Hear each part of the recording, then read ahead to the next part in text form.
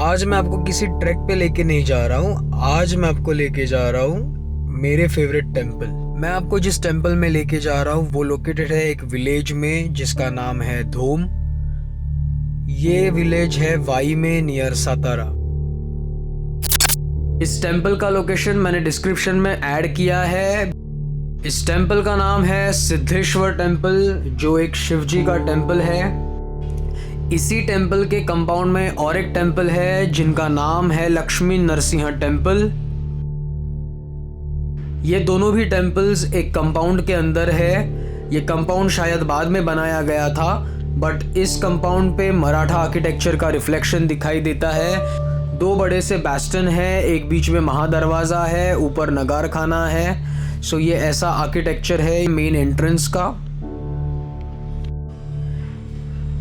सो ये जो विलेज है, इस विलेज का नाम है धोम। अगर हिस्ट्री के बारे में इसकी बात करें तो ये जो नाम है, ये नाम आया है धौम्य ऋषि से। जो ऋषि थे वो यहीं पे थे और उन्होंने महाभारत में भी काफ़ी बड़ा योगदान दिया है। वो पांडवास के साथ वनवास में भी रहे हैं, उनके गुरु बन के रहे हैं। ये सारे कॉन्ट्रीब्यूशंस के बाद धौम्य ऋषि जी ने यहीं पे समाधि ली है। वो इसी सिद्धेश्वर टेम्पल के नीचे उनकी समाधि है, तो इसीलिए इस गांव का नाम धोम रखा है। जैसे मैंने आपसे पहले कहा कि ये जो टेम्पल है इसे प्रोटेक्शन दिया गया है फोर्टिफिकेशन से।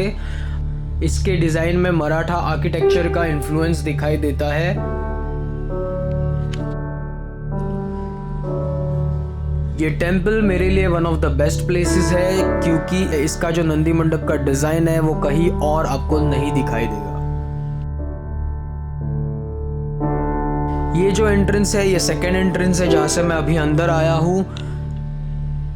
अंदर आते ही एक बड़ा सा सिद्धेश्वर टेम्पल दिखाई देता है। उसके सामने जो पुष्करणी है जिसके ऊपर नंदी है, नंदी मंडप भी जिसे कह सकते हैं, वो दिखाई देता है। सिद्धेश्वर टेम्पल के बाजू में और 4 छोटे टेम्पल्स बनाए गए थे। ये काफ़ी लेटर स्टेज में बनाए गए थे। इन चारों टेम्पल्स में एक मंदिर है गणपति बप्पा के लिए, एक है सूर्य देव के लिए, एक है लक्ष्मी और विष्णु जी के लिए। जो चौथा मंदिर है वो पार्वती, गणेश और स्कंद देवता के लिए है।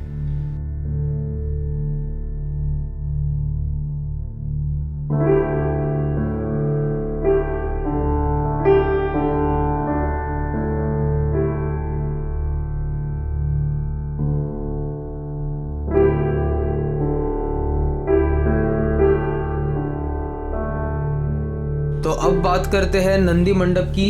ये जो नंदी मंडप है ये काफी खूबसूरत है।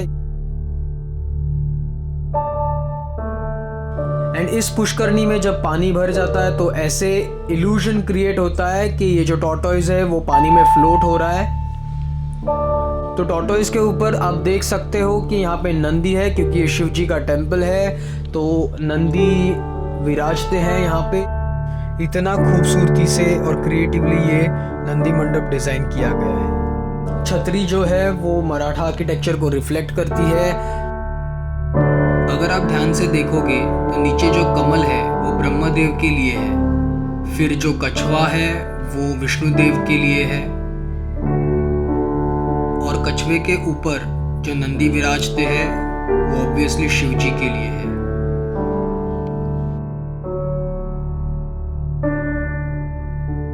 तो इन शॉर्ट ये जो डिज़ाइन है ये त्रिदेवों के लिए है।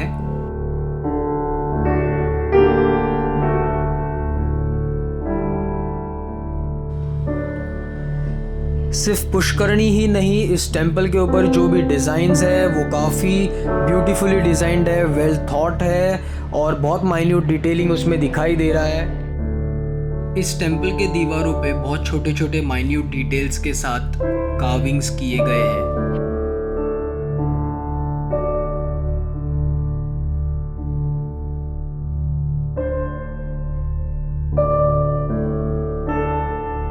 अगर आप पिलर्स को देखोगे ध्यान से तो उस पे कई सारे फ्लावर्स और पेटल्स बनाए गए हैं, लीव्स बनाए गए हैं। जो फ्लावर्स है उसमें प्रोमिनेंटली दिखाई देता है बनाना फ्लावर, जो प्रॉस्पेरिटी का प्रतीक कहलाता है।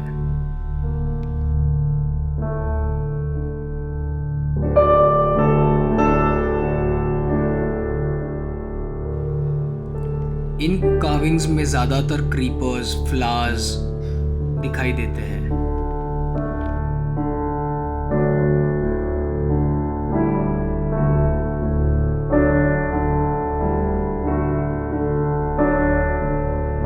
मैं जो कह रहा था, धौम्य ऋषि जी की समाधि जो है वो यहाँ पे बेस्ड है, और यहाँ से वो इतनी इजीली एक्सेसिबल नहीं है, वहाँ पे कोई जाता नहीं है, बट समाधि इस शिवलिंग के नीचे है।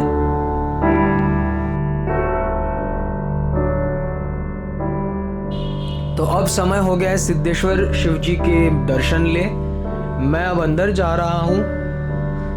बहुत अंदर खूबसूरत और ठंड महसूस होती है यहाँ पे, क्योंकि ये बेसॉल्ट रॉक है और काफ़ी पुराना है। ऐसे कहते हैं कि ये 350 साल पुराना टेम्पल है।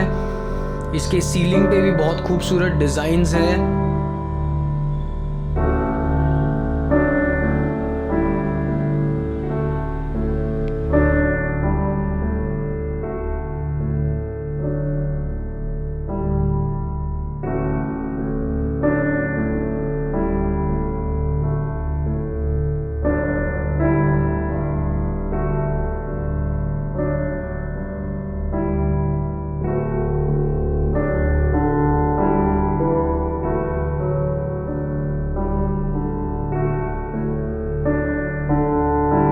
सीलिंग पे जो डिज़ाइन है उसमें बहुत सारे लीव्स दिखाई देते हैं, बहुत सारे क्रीपर्स दिखाई देते हैं। उसमें और एक चीज़ दिखाई देती है, दैट इज मेज, मक्का या भुट्टा जिसे कहते हैं, वो दिखाई देता है। So that also shows it's about the prosperity. अगर आप सीलिंग पे ध्यान से देखोगे तो बहुत सारे क्रीपर्स, फ्लावर्स इंटरलॉक्ड दिखाई देते हैं।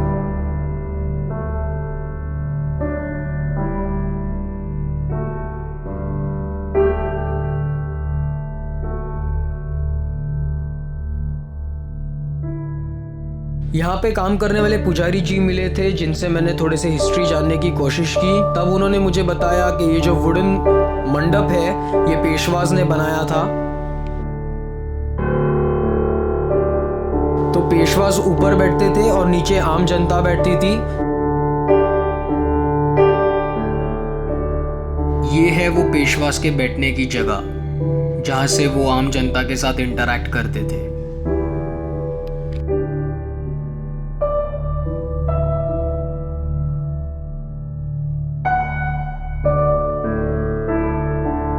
अब हम जाएंगे लक्ष्मी नरसिंह टेम्पल, जो सेकेंड टेम्पल है इस कंपाउंड में।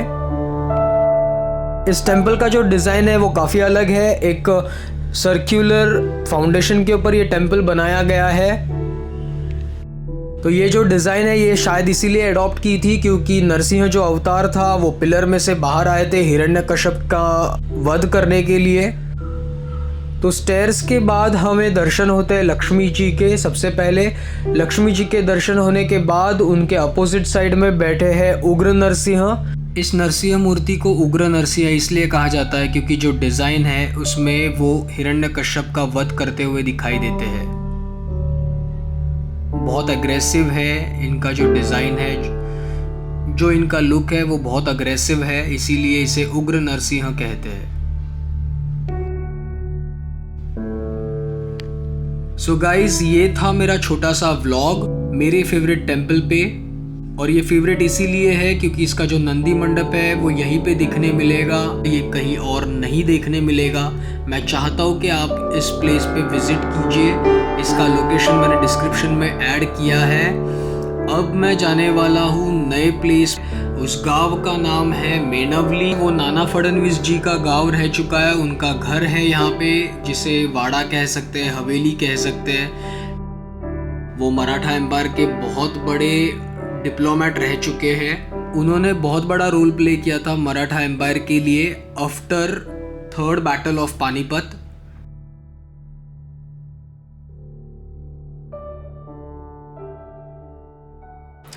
तो मिलते हैं नेक्स्ट व्लॉग में, तब तक के लिए जय भवानी, जय शिवराय।